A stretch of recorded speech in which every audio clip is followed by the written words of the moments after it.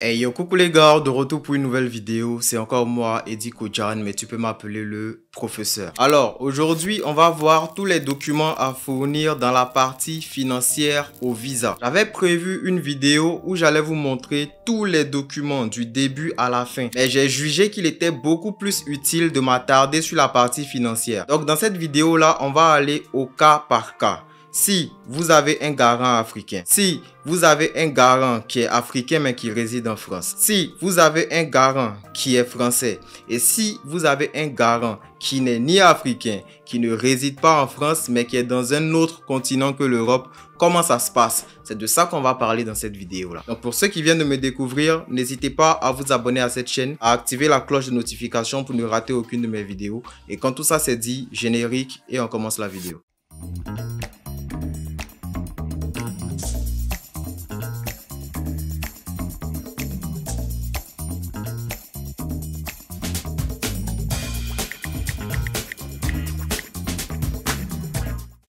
De retour. Alors, on va commencer directement par le cas où le garant, il est africain et il vit en Afrique. Parmi les garants africains qui vivent en Afrique, on a deux types de personnes. On a ceux qui sont fonctionnaires et on a ceux qui travaillent pour leur propre compte. Je vais commencer par ceux qui sont fonctionnaires. Pour ceux qui sont fonctionnaires, je vais utiliser mon propre exemple avec les documents que j'ai eu à fournir. Moi, c'est mon père qui était mon garant. Il a fourni son attestation de travail. Il a fourni ses 3 dernières fiches de paie. Il a fourni ses 3 derniers relevés bancaires. Il a fourni sa pièce d'identité. Et en plus de ça, on a ajouté une attestation de virement irrévocable qui a été faite par sa banque de lui, son compte, vers un compte que moi je devais ouvrir une fois arrivé en France. Donc je sais, vous avez déjà entendu dire que l'AVI est obligatoire quand tu es en Afrique. Effectivement, c'est obligatoire. Mais lorsque on dit AVI, AVI ne veut pas dire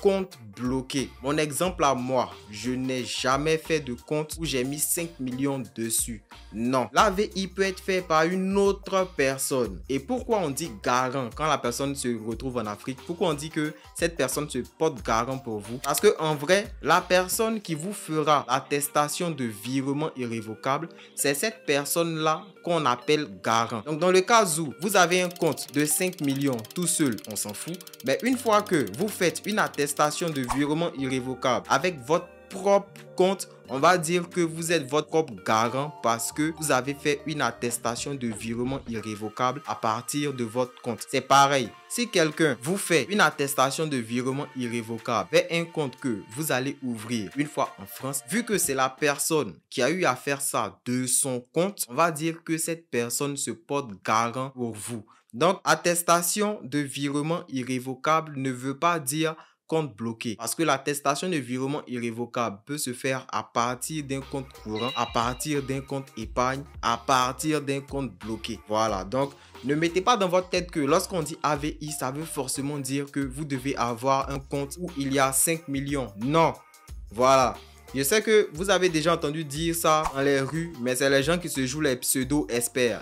C'est pas vrai. AVI n'est pas égal à compte bloqué. Sortez ça de votre tête. C'est bon? Donc ça, c'est dans le cas où le garant est en Afrique, il est africain et qu'il est fonctionnaire. Maintenant, je vais parler du cas où le garant est africain, il vit en Afrique, mais il est à son propre compte. Dans ce type de cas-là, comment ça se passe? Le garant qui est à son propre compte va fournir premièrement son registre de commerce. En plus de son registre de commerce, il va fournir sa pièce d'identité. Il va vous faire une AVI parce que la personne qui fait l'AVI est considérée comme garant, n'oublie pas. Donc, il va vous faire une attestation de virement irrévocable de son compte vers un compte que vous allez ouvrir une fois en France. Il va donner un papier qui montre qu'il paye bien ses impôts et à la fin, il va ajouter ses relevés bancaires personnel. Pourquoi j'insiste sur personnel? Parce que les gens là, ils racontent trop du n'importe quoi dehors. Moi, de mes 6 années d'expérience dans cette histoire de faire dossier pour les gens, je peux vous conseiller de ne pas utiliser des comptes entreprises pour être votre garant. Parmi vous, vous allez me dire, certains, ouais, ils ont utilisé le compte entreprise de leur papa, ça a marché. Vous ne savez pas ce qui a joué en leur faveur. Moi, je donne les conseils pour que vous puissiez mettre toutes les chances de votre côté. Pourquoi je dis de ne pas utiliser de compte entreprise? Généralement, ce qui vous blague, c'est quoi? C'est que sur les comptes entreprises, il y a les gros montants. On voit par exemple, mouvement de compte 100 millions. C'est ça. Donc, on voit, on dit, ouais, ça prouve que la personne là, il y a beaucoup d'entrées d'argent et tout. Mais en même temps, lorsque vous voyez des mouvements de compte de 100 millions, c'est-à-dire quoi? Que peut-être la personne crédite 50 millions sur son compte. Après, l'argent ressort. Après, l'argent revient. Cela veut dire que s'il y a tous ces mouvements-là, c'est que la personne a beaucoup de charges. Parce que quand la personne n'a pas beaucoup de charges, quand l'entreprise n'a pas beaucoup de charges, l'argent là, ça reste. Vous voyez. Donc, prenez en compte les charges de l'entreprise. Les 100 millions que vous voyez comme mouvement de compte là, ça ne veut rien dire. Je dis ça pour ceux qui font Canada comme France. Les mouvements de compte que vous voyez qui sont énormes là, ça veut rien dire. Ça confirme juste une chose, que effectivement vous gagnez de l'argent, mais de la manière dont vous gagnez de l'argent là, c'est comme ça aussi que vous dépensez. Donc, vous avez beaucoup de charges. Donc, faut pas, on va ajouter quelqu'un dessus. Vous voyez, donc faites très attention à ça. Et puis de même, lorsque vous voulez prendre quelqu'un comme garant, sur ces relevés bancaires là, vérifiez le rapport entre débit et puis crédit. C'est marqué sur les relevés bancaires. Débit, crédit, c'est quoi? Quand on dit crédit, c'est l'argent que la personne ou l'entreprise gagne. Vous voyez, ça peut être un dépôt que la personne allait faire en espèces sur le compte. Ça peut être un virement que la personne a reçu. Tout ce qui est argent qui rentre dans le compte est considéré comme crédit. J'ai dit débit avant. Non, si j'ai dit débit, excusez-moi, c'est crédit. Tout argent qui rentre dans le compte est considéré comme crédit. Et tout argent qui sort est considéré comme débit. Donc, à la fin, quand vous regardez sur les relevés bancaires, si le total de débit est supérieur au total de crédit, cela veut dire que l'entreprise en question ou bien la personne qui se porte garant pour vous est endettée, même si le mouvement de compte est de 500 millions. Voilà. Quand vous faites les procédures consulaires là, eux, ils ne regardent pas l'argent que vous pourrez gagner. Eux, ils regardent l'argent qui est disponible. Donc, faites attention à ça. Ne regardez pas les gros montants. C'est conseil, yo. Maintenant, on va parler du cas où le garant, il est en France. Donc, dans ce type de cas où le garant, il est en France, il y a deux cas. Voilà. Il y a soit le garant, il est français de base, soit il est étranger en France. J'évite de dire qu'il est africain en France parce qu'en France, tout le monde est mélangé. Mais d'accord. On va commencer par le cas où il est français de nationalité. S'il est français de nationalité, c'est beaucoup plus simple. Il n'y a pas trop de choses à vérifier. S'il est français de nationalité, vous allez fournir ces 3 dernières fiches de paie. Vous allez fournir ces 3 derniers relevés bancaires. Vous allez fournir son avis d'imposition. Vous allez fournir sa pièce d'identité. Même si la pièce d'identité a expiré, c'est pas grave. Si sa pièce a expiré, ça ne veut pas dire qu'il n'est plus français. On est d'accord, non? Donc, vous allez ajouter sa pièce d'identité et puis vous allez ajouter une attestation de prise en charge manuscrite. Ça veut dire quoi en petit français? Ça veut dire que votre garant, là, il doit écrire l'attestation de prise en charge. S'il veut, il écrit ça à l'ordinateur. S'il veut, il écrit ça à la main. Mais genre manuscrit, ça veut dire la main, quoi. Et il peut taper ça à l'ordinateur. Il peut taper ça avec sa main. C'est pas grave. Il n'y a aucun document à aller faire à la mairie parce que généralement, les gens, ce qu'ils font, ils vont à la mairie pour aller faire des attestations d'accueil. Tellement vous voulez bien faire, vous gâtez tout. Attestation d'accueil, c'est visa touristique. C'est pas visa étudiant. Vous mettez ça dans votre dossier, c'est poteau. Vous avez compris? Voilà. Donc, le garant français va vous faire une attestation de prise en charge. L'attestation de prise en charge n'a pas besoin d'être légalisée. Sauf si l'ambassade de votre pays le demande. Mais généralement, les pays où on demande de légaliser, là, il n'y en a pas assez. Peut-être vous allez voir, peut-être c'est Congo, un peu en Afrique centrale là-bas. Mais ailleurs, là, on va jamais vous demander de légaliser quoi que ce soit. Voilà. Maintenant, on va prendre le cas où le garant, il est étranger en France. Dans le cas où le garant, il est étranger en France, la première des choses que vous allez faire, vous allez vérifier, c'est son titre de séjour. Son titre de séjour doit être valide sur une année d'études. Ça veut dire quoi? Quand vous arrivez la rentrée en France, là, on va dire généralement c'est vers septembre. On va dire 9 septembre. Vous allez étudier 9 mois. Donc, on va dire que vous arrivez en France à partir du 9 septembre. Quand on prend à partir du 9 septembre, là, sur le titre de séjour de votre garant, il doit lui rester au moins 9 mois de validité. Si vous arrivez le 9 septembre et que le titre de séjour de votre garant expire en janvier, il ne peut pas se porter garant pour vous. Parce que pour se porter garant pour quelqu'un, il faut être en France légalement. Et qu'est-ce qui prouve que tu es en France légalement? C'est un titre de séjour. Donc si tu n'as pas le titre de séjour, tu ne peux pas te porter garant pour quelqu'un. Donc si vous prenez quelqu'un qui a un titre de séjour qui expire avant la fin de vos études, pour le reste des mois, là, vous allez faire comment? Ce ne sera pas crédible.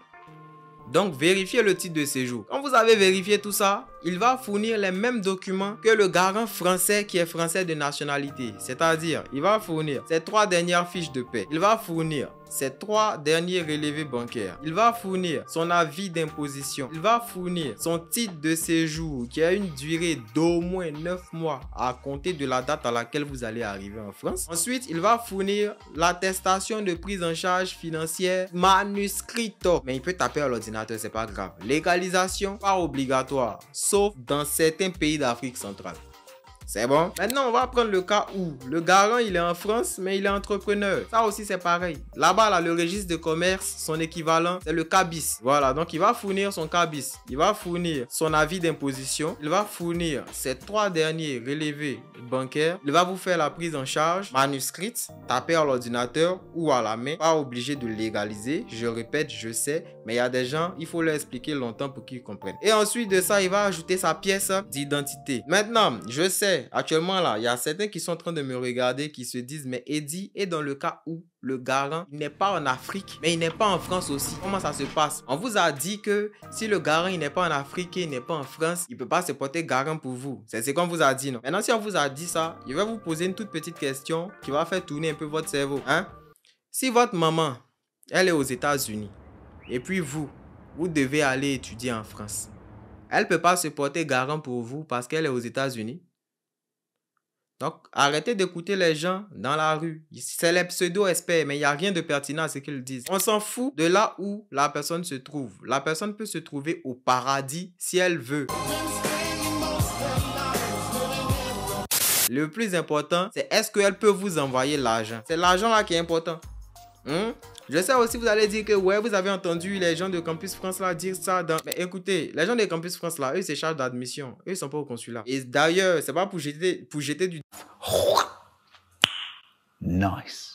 Mais c'est pas tout ce qu'ils disent là qui est vrai. Parce que souvent là, il y a des gens qui sont nouveaux, qui maîtrisent pas tout. Vous voyez? Donc faites attention. Voilà, c'est pas tout ce qu'on vous dit dehors là qui est vrai. Un exemple, si on vous dit que si la personne n'est pas en France, n'est pas en Afrique, peut pas se porter garant. Donc si votre maman est au Canada, elle fait comment? Elle n'est plus votre maman parce qu'elle est au Canada. Donc elle ne peut pas prendre soin de vous. C'est bête comme raisonnement. On est d'accord, hein? Maintenant, dans le cas où votre garant, là, hein, il n'est pas en France, il n'est pas en Afrique, qu'est-ce qu'il fournit? C'est simple. Il fournit les mêmes documents que quelqu'un qui est en France. À savoir, il va fournir ses 3 dernières fiches de paie. Mais quand je dis 3 dernières fiches de paie, ça dépend. Parce que s'il est tout ce qui est Amérique, là, les 3 dernières fiches de paie, s'il fournit, ça va être juste pour 1 mois. Donc, il va fournir ses bulletins de ses fiches de paie sur les 3 derniers mois. Et généralement, au Canada, ici, il y a certains coins où on paye, par exemple, chaque semaine, chaque jeudi. Donc, si vous avez votre garant qui est au Canada, qui veut vous prendre en charge, lui, il va fournir 12 fiches de paie. Voilà, mais en tout cas, peu importe là où la personne se trouve, il doit avoir les fiches de paie sur les 3 derniers mois. Il doit avoir les relevés bancaires sur les 3 derniers mois. Il doit avoir l'avis d'imposition de la personne. Voilà, si elle est au States, si elle est au Canada et tout, il y a avis d'imposition. Si elle est en Suisse, elle arrête où elle veut. Dans les pays sérieux, là, il y a avis d'imposition, il y a papier qui montre qu'on paye ses impôts. La personne n'a qu'à ajouter ça dedans. Et puis, la personne vous fait une attestation de prise en charge financière manuscrite. Tapé à l'ordinateur ou à la main. C'est pour ceux qui comprennent pas vite, hein? Voilà. Donc ça, c'était déjà ça. Maintenant, pour ceux qui ont des bourses, comment ça se passe? Si vous êtes boursier, il est important de déterminer quel type de bourse vous avez. Voilà, parce que si la bourse que vous avez, ça s'occupe seulement des frais d'études, vous allez manger comment? Vous allez vivre où?